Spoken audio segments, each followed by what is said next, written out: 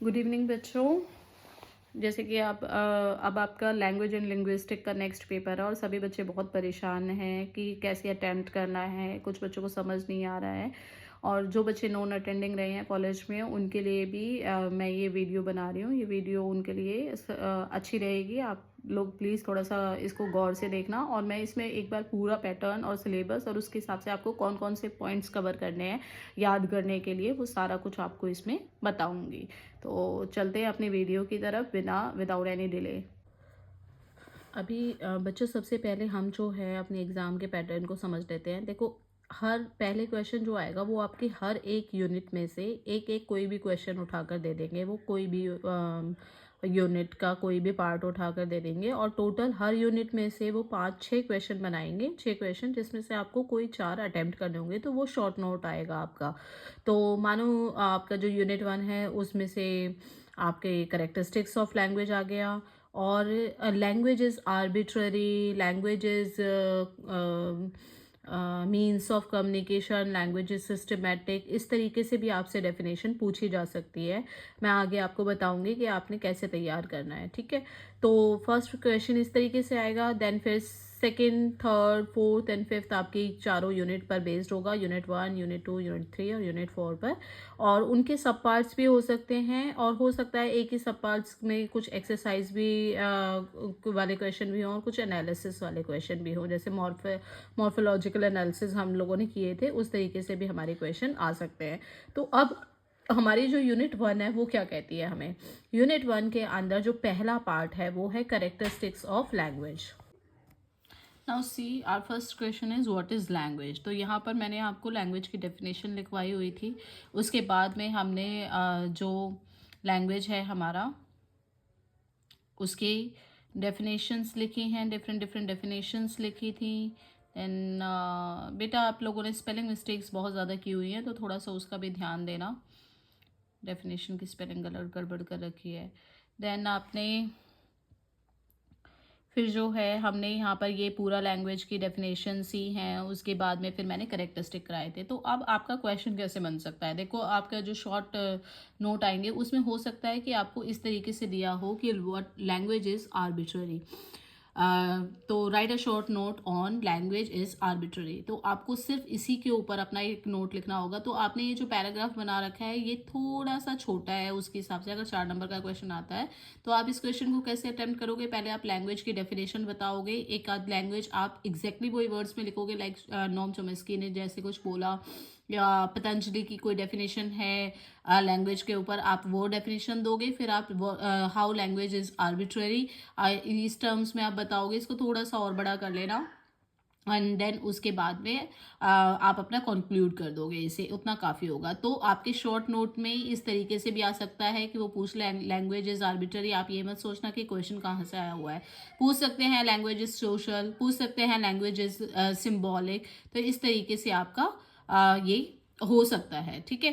फिर उसके बाद में नेक्स्ट है हमारा language is vocal, language is non instinctive, conventional, language is productive और क्रिएटिव लैंग्वेज, ठीक है। तो ये सारे पॉइंट्स जो हैं वो आपको अलग से भी वो शॉर्ट नोट में लिख सकते पूछ सकते हैं। तो मैं बार बार इसलिए जोर दे रही हूँ कि आप लोग इनका अलग से एक पैराग्राफ बड़ा बड़ा लिख लेना ताकि 4 मार्क्स में वो सफिशिएंट हो। और कई बच्चों की ये क्वेरीज होती है कि मैम 4 मार्क्स के लिए कितना लिखना ज़रूरी है। तो एटलीस्ट 4 मार्क्स का जब आप लिखो तो एक पूरा पेज तो आप फिल करना 4 मार्क्स में, अगर आपके पास में उतना मटेरियल है तो। उसके बाद हमारा जो नेक्स्ट टॉपिक है हमारे सिलेबस में दिया हुआ है वो है फर्स्ट लैंग्वेज एक्विजिशन। तो फर्स्ट लैंग्वेज एक्विजिशन का हम कर चुके हैं कि फर्स्ट लैंग्वेज एक्विजिशन कौन सी होती है, जब बच्चा अपनी लर्निंग फेज में होता है, जिसके अंदर हमारे 2-3 पॉइंट आए थे, like pre linguistic stage, then आपका जो है आया था 1 वर्ड स्टेज, है ना। तो ये सारी चीज़ें हमारी आ चुकी हैं, ये हम कर चुके हैं। 2 वर्ड स्टेज, ये देखिए, telephonic stage, telegraphic stage and multi word stage. तो ये था आपका फर्स्ट लैंग्वेज एक्विजिशन। तो अगर इम्पॉर्टेंट पॉइंट ऑफ व्यू से पूछोगे बच्चों तो फर्स्ट लैंग्वेज एक्विजिशन उतना इम्पॉर्टेंट नहीं है, लेकिन आप इसको छोड़ भी नहीं सकते। Now the next topic is growth of modern linguistic. तो बेटा ये जो इतना आपने लिखा हुआ है ना, इसमें फोनेटिक्स, फोनोलॉजी, मॉर्फोलॉजी और सिंटेक्स, इनको कम से कम एक एक पैराग्राफ के करो। अगर ये 16 मार्क्स का क्वेश्चन या 16 का तो नहीं आएगा इस बार, अगर ये 8 मार्क्स का या 10 मार्क्स का क्वेश्चन आ जाता है तो मैंने इनकी प्रॉपर आपको डेफिनेशंस करा रखी हैं आगे। तो फोनेटिक्स का, फोनोलॉजी का, मॉर्फोलॉजी का और सिंटेक्स का और अदर सिमेंटिक्स और प्रैग्मेटिक्स, इनकी डेफिनेशन कम से कम एक एक पैराग्राफ की आपकी होनी चाहिए। उसके बाद यूनिट 1 में जो मोस्ट इम्पॉर्टेंट चीज़ है वो क्या आएगी आपकी, right a short note on applied linguistic. तो ये वाला पार्ट आपने करना है। देन अप्लाइड लिंग्विस्टिक के बाद में नेक्स्ट आपका आ जाता है अप्लाइड लिंग्विस्टिक के, यहाँ पर इम्पोर्टेंस बताए हुए हैं आपको। देन आपका आता है साइको लिंग्विस्टिक, ये भी मोस्ट इम्पॉर्टेंट है। ज़्यादा मटेरियल इसका हमारे पास था नहीं तो हमने एक एक पेज के इसमें बनाए हुए हैं। आपको अगर और मटेरियल इसका मिल जाता है तो आप इसको और थोड़ा बड़ा कर देना। देन आपका आ जाता है सोशियो लिंग्विस्टिक, ये भी इम्पॉर्टेंट है। ये मानो कि ये जो है आपके stylistic, socio linguistic, psycho linguistic और अप्लाइड लिंग्विस्टिक, इनमें से तो ज़रूर से ज़रूर 2 टॉपिक तो आपके ज़रूर ही निकल के आने हैं। तो आपने बहुत अच्छे से ये वाले टॉपिक करके जाने हैं, तो ये ध्यान रखना एक तो आप। फिर उसके बाद में यहाँ पर ही हमारी जो फर्स्ट यूनिट है वो ख़त्म होती है। और आई होप आप लोगों को फर्स्ट यूनिट से रिलेटेड जो भी इश्यूज़ हैं, जो भी क्वेरीज़ हैं वो ख़त्म हो गई होंगी। और अगर नहीं ख़त्म होती है तो आप मुझे मैसेज करके भी पूछ लेना, मैं आपको ऑन द स्पॉट साथ के साथ आपको रिप्लाई कर दूँगी जितना क्विकली मेरे से हो सकेगा, ठीक है। और लिंग्विस्टिक्स जो आपके ये स्टाइलिस्टिक वाला पार्ट है ये भी आपने सिर्फ एक पेज का लिखा हुआ है, जबकि इसमें आप इंपॉर्टेंस भी लिखोगे, इसके पार्ट्स भी लिखोगे, तो इसको भी थोड़ा सा और एलोबरेट करो। नेक्स्ट यूनिट हमारी स्टार्ट होती है बच्चों। अब नेक्स्ट यूनिट में हमारा जो पार्ट होगा स्ट्रक्चरलिज्म में, उसमें फर्स्ट पार्ट है हमारा लॉन्ग एंड पेरोल। इसकी पूरी डेफिनेशन मैंने बहुत अच्छे से कराई हुई है। इसके आपको पूरा डिवीजन करके आपको इसके डिफरेंसेस भी लिखवाए हुए हैं अच्छे से, तो ये भी अच्छे से आपको करना है। और ये क्वेश्चन अपने आप में पूरा सफिशिएंट है, टॉपिक पूरा सफिशिएंट है ये, इसके अंदर आपको और कुछ भी ऐड नहीं करना है। देन आपका आता है कॉम्पिटेंस एंड परफॉर्मेंस। ये ऐसे टॉपिक हैं जिनको आप छोड़ ही नहीं सकते हो, ये 101% आपके आएंगे ही आएंगे। तो ये टॉपिक आपने लर्न ही करके जाने हैं। सेकेंड पार्ट है इसका सेकेंड यूनिट में, कॉम्पिटेंस एंड परफॉर्मेंस। देखिए जहाँ लॉन्ग जो है आपकी भाषा होती है वहीं पेरोल को हम बोली बोलते हैं। तो मैं आपको मोटा मोटा थोड़ा थोड़ा सा कुछ बताती हुई जाती हूँ। ऐसे ही जैसे आपका कॉम्पिटेंस है वो क्या हो गया, आपकी क्षमता, और जो आपका परफॉर्मेंस है कि आपने क्या परफॉर्म किया, आपने क्या कार्यभार संभाला करा, तो वो आपकी कार्य क्षमता हो जाती है। ऐसे ही अब आपका आता है next part substance and form. तो सब्सटेंस जो है वो एक्चुअली कंटेंट होता है किसी लिंग्विस्टिक के अंदर, एक कोई मीनिंग होता है। और जबकि जो आपका फॉर्म होता है वो सेंटेंस के स्ट्रक्चर का पार्ट होता है। तो फॉर्म जो सब्सटेंस एक तत्व है, फॉर्म उसका रूप है, बड़े फॉर्म पर आता है। तो ये सब्सटेंस और फॉर्म वाली डेफिनेशंस आपको अच्छे से करनी है। देन उसके बाद नेक्स्ट पार्ट है हमारा पैराडिग्मेटिक सिंटैग्मेटिक। मान लीजिए कि 101% आपका आएगा ही आएगा ये टॉपिक पैराडिग्मेटिक सिंटैग्मेटिक। उसके बाद में नेक्स्ट है, और इसका डायग्राम भी आप लोगों ने बनाना है, मैंने बताया भी था इसका डायग्राम आपको। पैराडिग्मेटिक और सिंटैग्मेटिक के आप लोग एग्जांपल्स भी पूरे तरीके से लिख कर आओगे, क्योंकि यहाँ पर मैं देख रही हूँ आप लोगों ने सिर्फ पैराडिग्मेटिक के एग्जाम्पल लिखे हुए हैं, सिंटैग्मेटिक के नहीं लिखे हुए हैं। तो आप लोग इसको फाइंड आउट कर लेना और इसके एग्जाम्पल्स भी आपने लिखने हैं। Then most important part is diachronic and synchronic. Diachronic और सिंक्रोनिक का डायग्राम भी आप लोग बनाकर आओगे, मोस्ट इम्पॉर्टेंट है। You are not suppose to leave this topic because ये पूरा का पूरा मैंने बहुत अच्छे तरीके से आपको करवाया हुआ है एग्जाम इसके अंदर, नोट्स के अंदर। देन उसके बाद में मैंने इसमें डायाक्रॉनिक वेरिएशन, क्योंकि आपका क्वेश्चन इस तरीके से आ सकता है कि what is diachronic and right diachronic variation in language. ये क्वेश्चन आपका 8 मार्क्स का, 10 मार्क्स का, 12 मार्क्स का या 14 मार्क्स का आ सकता है। तो इसमें हमने पूरा एफ्यूजम क्या होता है, एक्सटेंशन क्या होता है, वो सारी चीज़ें हमने इसमें कवर अप की हैं। तो ये भी आप कर कर जाओगे। और उसके बाद में यहाँ पर हमने इसके मल्टीपल वो थे पॉइंट्स हैं, वो मल्टीपल पॉइंट्स हमने सब कुछ इसके अंदर बहुत अच्छे से कवर किया हुआ है। यू कैन सी अच्छे से मैं आपको इसके एक बार स्क्रॉल कर देती हूँ ताकि जिन बच्चों के पास नोट्स नहीं है वो बच्चे अपना नोट्स से कवर कर लें, नोट्स कवर हो जाएं उनके। उसके बाद में यहाँ पर देखिए point number 11 accidents, then syntax, या देन आपका यहाँ पर हो गया ये ख़त्म पार्ट, ठीक है। तो यहाँ तक आपका क्या है, डायक्रॉनिक वेरिएशंस हैं। और उसके बाद में आपका आता है सिंक्रोनिक वेरिएशन।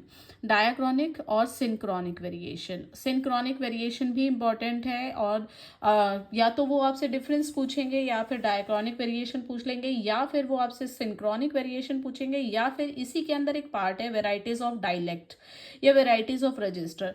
हो सकता है एग्जामिनर आपसे सिंपल डायलेक्ट की डेफिनेशन पूछ ले, रजिस्टर की डेफिनेशन पूछ ले, आइडियोलेक्ट की डेफिनेशन पूछ ले, और आपसे केरॉल की डेफिनेशन पूछ ले, पिडगिन लैंग्वेज की डेफिनेशन पूछ ले। और आपके मतलब ऐसे छोटी छोटी डेफिनेशंस इनके अंदर मैंने आपको कराई हुई है। हो सकता है वो सिंपल आपसे कोई भी टॉपिक का कोई भी ये जो है आपके वेरिएशंस जो हैं, जो आपके क्षेत्र के अकॉर्डिंग, रीजन के अकॉर्डिंग चेंज होते रहते हैं, वो कुछ भी आपसे इसमें पूछ सकता है। तो यहाँ पर केरॉल किया हुआ है, एस्पेरेंटो किया हुआ है, वेराइटीज ऑफ डायलेक्ट ये इस बच्चे ने पूरा नहीं किया हुआ। इसके अंदर मैंने आपको डायलेक्ट की डेफिनेशन कराई हुई थी, उसके बाद रजिस्टर की डेफिनेशन कराई हुई है। तो ये भी आपने, ये मोस्ट इंपॉर्टेंट है, डायलेक्ट, आइडियोलेक्ट, सोशियोलेक्ट, रजिस्टर, ये चार तो बहुत इंपॉर्टेंट है कि आएंगे ही आएंगे एग्जाम में। Now come to the next part of first unit, that is second language learning. अब सेकेंड लैंग्वेज लर्निंग में हमारा एक टॉपिक है द ग्रामर ट्रांसलेशन मेथड। ये आप लोगों ने अपने रजिस्टर में शायद लिखा नहीं हुआ है और मैंने ये दे रखा है आपको, तो ये निकाल के पढ़ लेना। इसमें से 101% एक ना एक मेथड जरूर पूछा जाएगा। ग्रामर ट्रांसलेशन मेथड यहाँ पर बताया हुआ है जो कि सबसे सिंपल और इजी है। इसके फिर प्रिंसिपल्स बताए हुए हैं, ठीक है। तो आपने ये वाला करना है, एक तो ट्रांसलेशन मेथड करना है। फिर उसके बाद में एडवांटेजेस बता दिए हैं इसके, इसके ड्रॉबैक्स बता दिए हैं। देन मोस्ट इम्पॉर्टेंट जो मुझे लगता है एग्जाम पॉइंट ऑफ व्यू से, वो ये है स्ट्रक्चरल सिचुएशनल अप्रोच। 101% आने की उम्मीद है। तो ये वाला भी टॉपिक मैं यूट्यूब पर डाल रही हूँ आपको। जिन बच्चों ने नहीं लिखा है वो अपना लिख लें, इजीली आपको ये याद हो जाएगा। कुछ खास इसमें है नहीं, बहुत ज़्यादा टफ नहीं है। हम लोग जो बचपन से पढ़ते हुए आ रहे हैं, सेंटेंस पैटर्न, फ्रेज पैटर्न, वही है इसके अंदर में। फिर इसके एडवांटेजेस भी दे रखे हैं और drawbacks, aims, basic principle, steps in teaching, ठीक है। अब आपका वेरियस टीचिंग स्ट्रक्चर, तो मोस्ट इम्पॉर्टेंट पार्ट है, ये आपको छोड़कर नहीं जाना है बिल्कुल भी। This is all important. merits of structural approach, demerits of structural approach। Then उसके बाद आता है आपका सिचुएशनल अप्रोच। सिचुएशनल अप्रोच भी उतना ही इम्पॉर्टेंट है जितना स्ट्रक्चरल है, बट अगर दोनों का कंपैरिजन किया जाए तो सिचुएशनल से ज़्यादा स्ट्रक्चरल अप्रोच ज़्यादा इंपॉर्टेंट है। तो बहुत इजी वे में ये लिखे हुए हैं, आपको इजीली याद हो जाएंगे। ये पूरा मैटर मैं इस वीडियो में आपको प्रोवाइड करा रही हूँ। जिन जिन बच्चों का एग्ज़ाम है वो ये पढ़कर चले जाना, आप इजीली पास हो जाओगे। जिन बच्चों ने नोट्स अपने कंप्लीट, और फिर उसके बाद यहाँ पर ये डीमेरिट्स हैं इसकी। तो ये हमारा पार्ट ख़त्म हो जाता है सिचुएशनल अप्रोच पर। तो ये बेटा please translation method, situational approach और स्ट्रक्चरल, ये सारा कुछ आप छोड़कर नहीं जाओगे। ये वाला पार्ट ज़रूर आएगा फर्स्ट यूनिट में और इसी में से लॉन्ग क्वेश्चन आपके बन रहे हैं, तो इनको अच्छे से करके जाना। नेक्स्ट टॉपिक देखिए, सेकेंड लैंग्वेज में लर्निंग में ही एक आपका टॉपिक आ रहा है task based language teaching method. तो ये भी मुझे कहीं ना कहीं लगता है कि आजकल के टाइम में, क्योंकि कम्युनिकेटिव लैंग्वेज स्किल्स चल रही हैं, तो यहाँ पर ये वाला मेथड भी काफ़ी ज़्यादा इम्पॉर्टेंट है। तो ये भी आप लोग अच्छे से करके जाना। आई होप आप लोगों को अच्छे से दिख रहा होगा।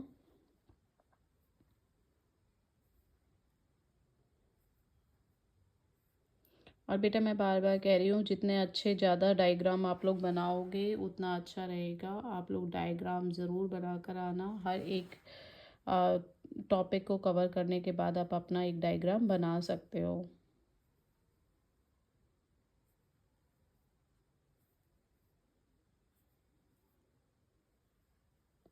डिफरेंसेस बताए हुए हैं यहाँ पर। फिर आपका एक आता है इंडक्टिव अप्रोच और डिडक्टिव अप्रोच। तो यहाँ पर इंडक्टिव अप्रोच भी इम्पॉर्टेंट है आपके एग्ज़ाम पॉइंट ऑफ व्यू से, तो आप ये वाला टॉपिक भी करके जाना। ये आपके टीचिंग मेथड के अंदर ही आता है और बहुत आसान है, आप थोड़ा सा भी इसको पढ़ोगे ना। उसके बाद एक टॉपिक हमारा आता है direct method of language teaching का। डायरेक्ट मेथड जो कि मोस्टली कॉन्वेंट स्कूल्स में ये यूज़ होता है, in that a teacher is not allowed to speak in Hindi in the class, he or she only use English language and try to make their students to understand the same language. तो this is the direct method. और direct method के क्या क्या usage हैं, उसे कैसे आप practice में ला सकते हो, किन मेथड्स को यूज़ करके उसके बेनिफिट्स क्या हैं, उसके चैलेंजेस क्या हैं फॉर टीचर्स हो। तो ये सारी चीज़ें आपको डायरेक्ट मेथड में भी लर्न करनी है बेटा। ये इंपॉर्टेंट पार्ट है डायरेक्ट मेथड भी सेकेंड लैंग्वेज लर्निंग में, तो इसको आप अच्छे से, और आपको गूगल पे कहीं से भी मिलता हो इससे बेटर ऑप्शन, तो वो आप कर लेना। मैं सिर्फ आपको ये बता रही हूँ कि ये टॉपिक आपने कवर करने हैं। See this is the definition of dialect. Dialect is a regional और social variety of a language। देखो बच्चा, अब इसे मैं अगर बैठ कर वो करने लगी ना, पढ़ने लगी, तो बहुत टाइम लग जाएगा। तो it's better that I take it very in speedy mode, है ना।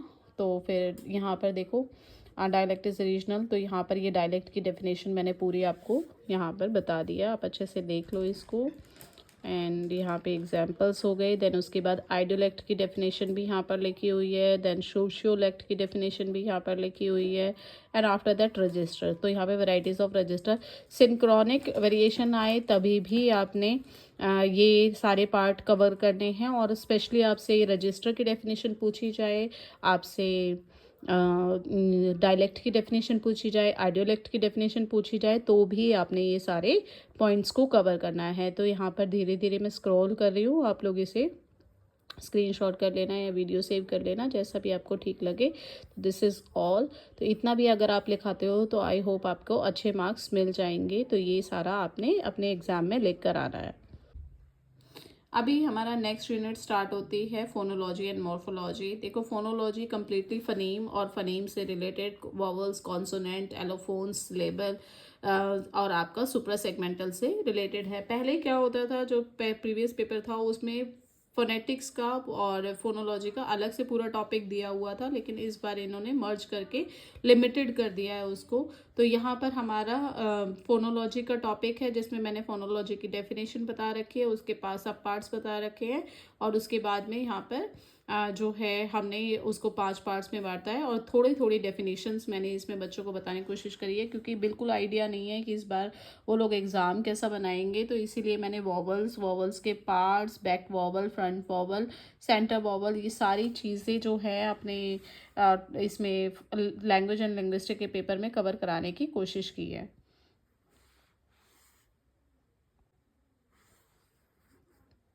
ठीक है, ये आपका पार्ट ऑफ द टंग हो गया, यहाँ पर हाइट ऑफ द टंग हो गया।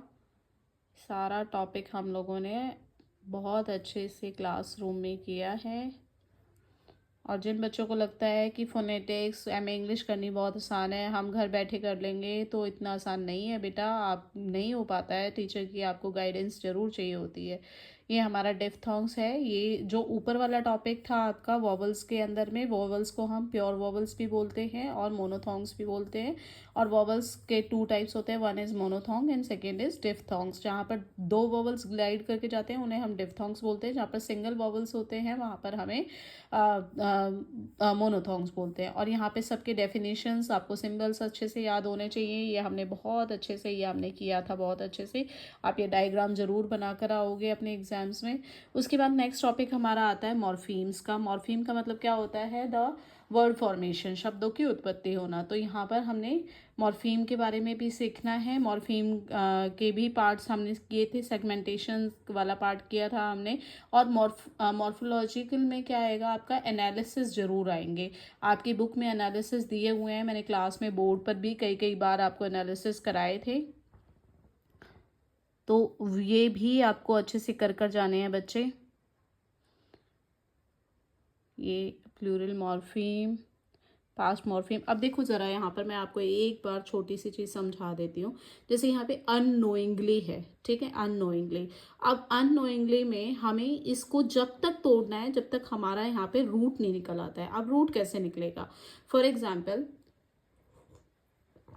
आपका जो अन है वो क्या है? अफिक्स। अफिक्स क्या होता है? जो आगे की तरफ हो। और ली क्या है? यहाँ पर बेस क्या निकला? इसमें से पहले अन बाहर कर दिया तो अफिक्स आ गया, फिर उसके बाद बेस निकाला। बेस क्या निकला? नोइंगली निकला। अब बेस में से हमने और तोड़ेंगे इसको हम, तो बेस क्या निकला? नोइंग निकला। और एल वाई क्या निकल गया? इसका अफिक्स निकल गया। अफिक्स क्या होते हैं? अफिक्स मतलब सिंपल है, उसके साथ में क्या जुड़ा हुआ है। और अफिक्स को भी हम प्रीफिक्स या सफिक्स में भी बता सकते हैं। तो जो आगे वाला होता है उसको हम प्रीफिक्स बोलते हैं, जो पीछे वाला होता है उसे हम सफिक्स बोलते हैं।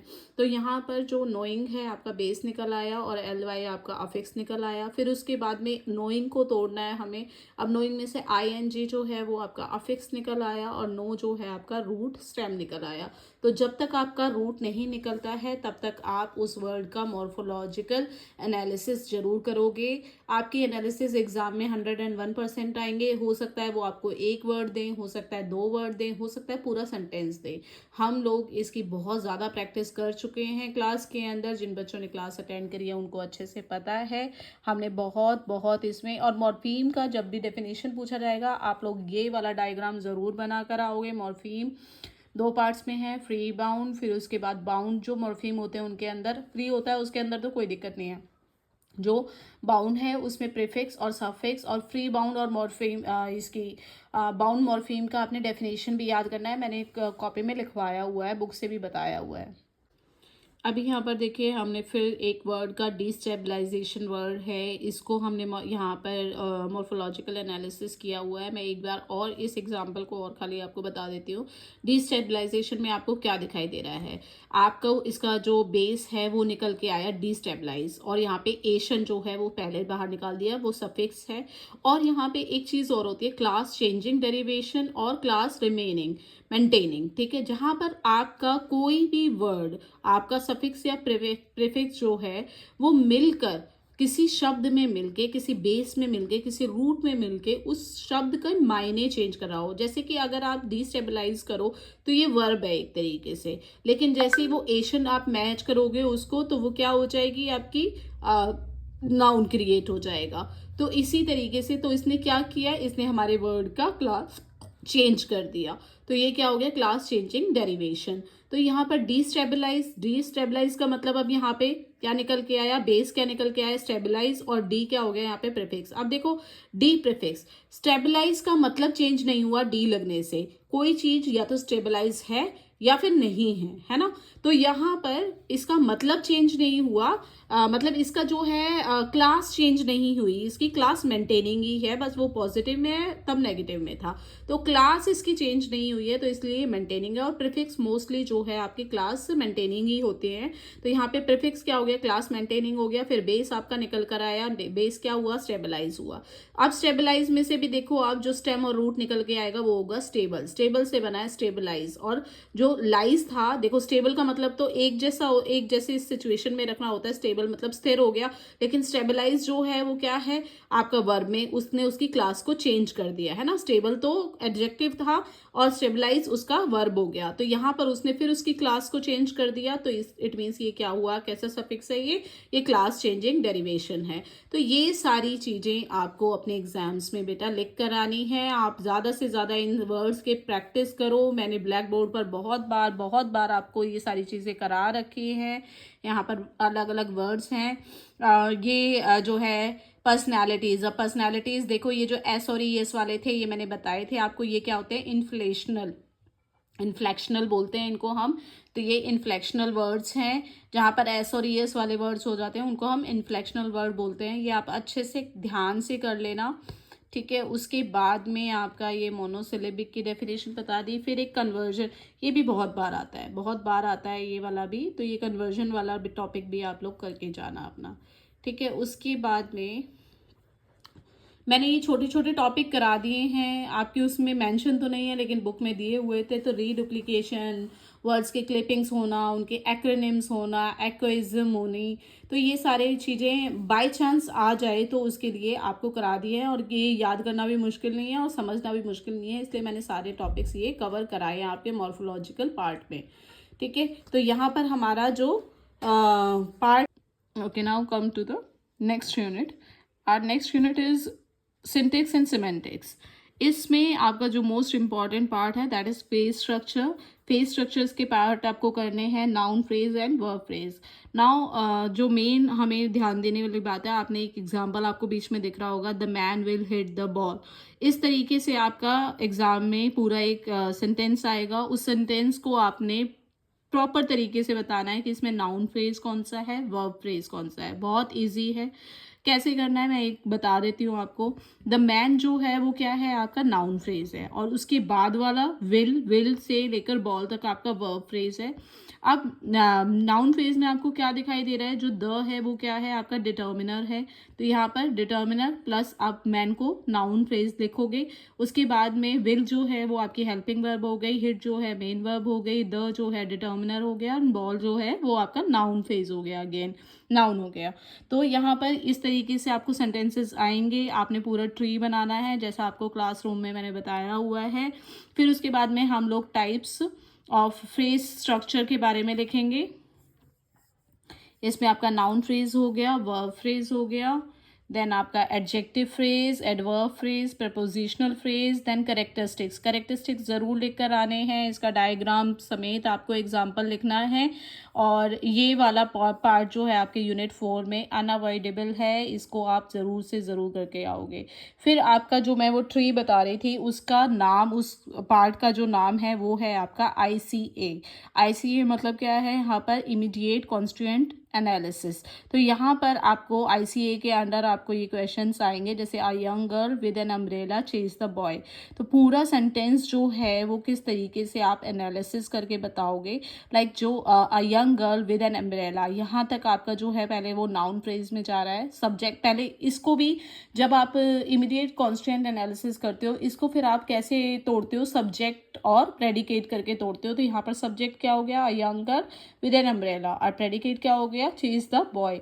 फिर उसके बाद में आपका नेक्स्ट क्या आ जाएगा, फिर नाउन फ्रेज आप इसमें ढूंढोगे। तो यहाँ पर हमने पूरा ट्री इसका बना रखा है। अ यंग गर्ल जो है वो उसका नाउन फ्रेज है, विद एन अम्ब्रेला जो है प्रपोजिशनल फ्रेज है, एंड चेज द बॉय जो है वो आपका वर्ब फ्रेज है। तो इस तरीके से ये वाला डायग्राम आपने मस्ट है, आपको ज़रूर से ज़रूर बनाकर आना है। अच्छे से देख लो इसको। उसके बाद में यहाँ पर मैंने कुछ रिस्ट्रिक्टर्स, प्री डिटर्मिनर्स, माइनर्स, डिटरमाइनर्स भी लिखवाए हुए हैं। तो ये सब के एक एक दो दो एग्जाम्पल एग्जाम में याद करके जाना और इन सबको आपने लिखना है। उसके बाद हमारे क्वालिफायर्स आ गए हैं, क्लासीफायर्स आ गए हैं। देन ये कुछ एक्सरसाइजेस हमने जो बोर्ड पर भी की थी और मैंने बुक में भी कराई हैं आपको, तो ये अच्छे से आप लोग देखते हुए जाना। देखो ICA का आना बहुत ज़रूरी है वो आपके एग्ज़ाम में, क्योंकि आपका जो सिलेबस है वो काफ़ी लिमिटेड कर दिया है। तो ये पार्ट्स तो सोचना कि अवॉइड हो ही नहीं सकते हैं। ओके, नेक्स्ट जो है आपका एक मोस्ट इम्पॉर्टेंट पार्ट जो आपके एग्ज़ाम में आने के बहुत ज़्यादा चांसेस हैं, वो है connotative meaning and denotative meaning. Connotative meaning कौन से मीनिंग होते हैं, जहाँ पर चीज़ें जो हैं वो ओपनली डायरेक्ट कन्वे नहीं करती अपने मीनिंग को, बल्कि उसमें छुपी हुई होती हैं। और डिनोटेटिव मतलब क्या है, जहाँ पे आप डिफाइन कर रहे हो, आप डायरेक्ट डिफाइन कर रहे हो। तो जहाँ पर लॉजिकल और डिफाइन करने वाले मीनिंग होते हैं उनको हम डेनोटेटिव कहते हैं। एंड कैनोटेटिव का मतलब होता है जहाँ पर लेयरिंग होती है, जहाँ पर आप डायरेक्ट एक्सप्रेस नहीं करते हो, उसमें कोई वर्च्यू छुपा होता है उसका, या कोई कैरेक्टरिस्टिक उसका छुपा हुआ होता है over and above it's concept. तो ये जो है आपका, ये क्या हो गया, कॉनोटेटिव मीनिंग है, मोस्ट इम्पॉर्टेंट पार्ट है ये। तो ये भी आप ज़रूर करके जाना।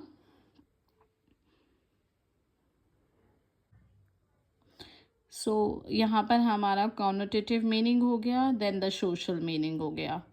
ठीक है, ये पार्ट जो है आपको डेनोटेटिव मीनिंग, कॉनोटेटिव मीनिंग आपको 4th यूनिट में देखने को मिलेंगे।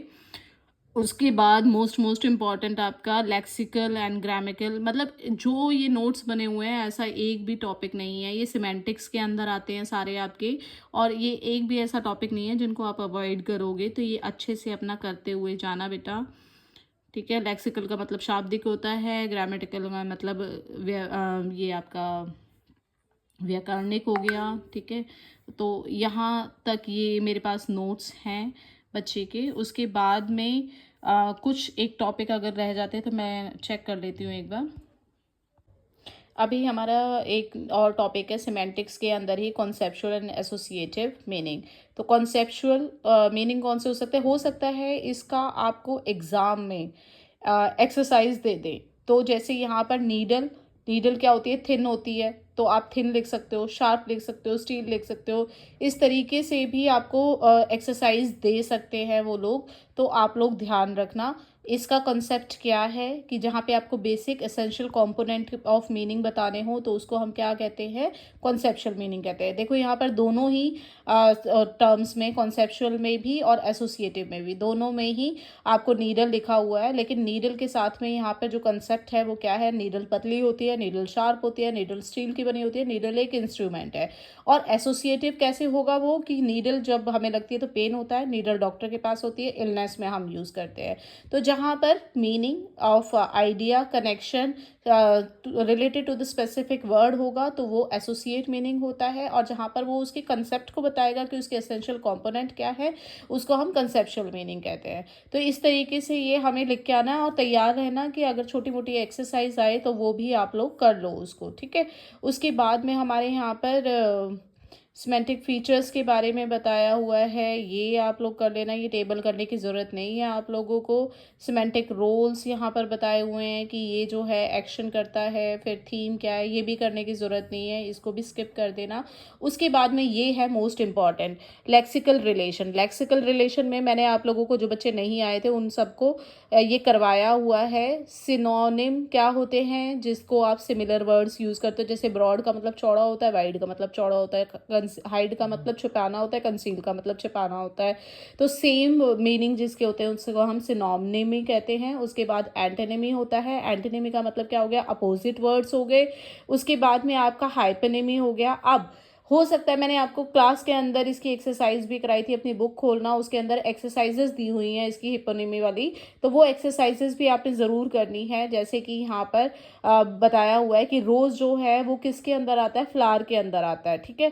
तो फ्लावर जो है वो क्या हो गया, इसका हिपोनिमी हो गया, इनका रिलेशन हो गया। ऐसे कैरेट जो है वो वेजिटेबल हो गई। तो रोज इज द हिपोनिमी ऑफ फ्लावर। तो आपको पूछा जा सकता है कि भाई कौन किसकी हिपोनिमी है, तो हमेशा छोटी चीज़ जो है वो उसकी हिपोनिमी होती है बड़ी चीज़ की। तो वेजिटेबल्स में तो सब कुछ इंक्लूड होता है और कैरेट उसकी एक हिपोनिमी है। तो इस तरीके से आपको हिपोनिमी का एग्जाम्पल लिख कर आना है, डेफिनेशंस लिख कर आनी है। फिर होमोफोन्स और होमोनिम्स हो गए। होमोफोन मैंने बताए थे, जो सुनने में एक जैसे होते हैं उनको हम होमोफोन्स बोलते हैं। जिनके जो होमोनिम्स कौन से होते हैं, जो एक जैसा वर्ड है लेकिन उनके मीनिंग अलग अलग होते हैं, उनको हम क्या बोलते हैं, आपके होमोनिम्स बोलते हैं। उसके बाद आपका पॉलीसेमी आ गया, मैटोनिमी आ गया। ये मोस्ट इंपॉर्टेंट है, कॉलोकेशन आ गए, जिनको आपने अवॉइड नहीं करना है। ये टॉपिक्स आप करके जाओगे बेटा। पॉलीसेमी क्या होता है, जब हम एक फॉर्म लिखते हैं रिटन या स्पोकन और उसके बहुत सारे मीनिंग होते हैं। जैसे हम कह दें कि यार हेड, अब हेड हेड तो टॉप ऑफ द बॉडी भी होता है, या फिर हम कह दें कि हमारी जो बियर ग्लास है उसका भी हेड होता है और हेड कंपनी का भी हेड होता है। तो हेड के बहुत सारे मीनिंग निकलते हैं। ऐसे ही मैटरनिमी क्या है, मैटरनिमी का मतलब होता है जब आप किसी से क्लोज रिलेशन, लाइक बोतल है, अब बोतल के अंदर क्या हो गया, कंटेनर हो गया। और फिर वो हम क्या कहेंगे कि हम ये नहीं कहते कि यार एक बोतल कोक ले आओ, हम ये कहते हैं कोक ले आओ, है ना। तो उसका कंटेंट रिलेशन क्या हो गया, बोतल का मतलब कोक हो गया। कार से रिलेटेड क्या हो गया, उसका पार्ट रिलेशन व्हील्स हो गया। किंग क्या पहनता है, क्राउन पहनता है। तो मेटोनिमी क्या हुआ, जहां पर हम वर्ड्स के रिलेशंस को क्लोजली अपनी एवरीडे लाइफ में एक्सपीरियंस करते हैं। उसके बाद आता है आपको कैलोकेशन। कैलोकेशन क्या होता है, जब दो चीज़ें नेचुरली, जैसे हम कहते हैं ना हथौड़ा और कील, ठीक है, ये दोनों चीज़ें नेचुरली अब एक साथ आती है। तो salt and paper, hammer and nail, table and chair. तो ये सारी जो टर्म्स हैं आपको अपने सिमेंटिक्स के अंदर करके जाने हैं। हिपोनिमी, पॉलीसेमी, मेटोनिमी इंपॉर्टेंट है आपके एग्जाम में आने के लिए, तो आपको कंफ्यूज नहीं होना है। आई होप मेरे पॉइंट्स आपको क्लियर रहे होंगे और परेशान होने की ज़रूरत नहीं है बेटा। मुझे, I believe in you and I hope and I wish that your exam will be great. Don't take pain, be happy. You are a fantastic person and you will do good, and your exam will go absolutely fine. So all the best to all my lovely students. And ये video जो है जितने भी लोग इसे देख रहे हैं, मैं मानती हूँ कि अगर उनके लिए 1% भी ये सही या फिर उनके लिए प्रॉफिटेबल साबित हो तो प्लीज़ एक लाइक एंड शेयर करना ना भूलें. Thank you very much guys, and love you students.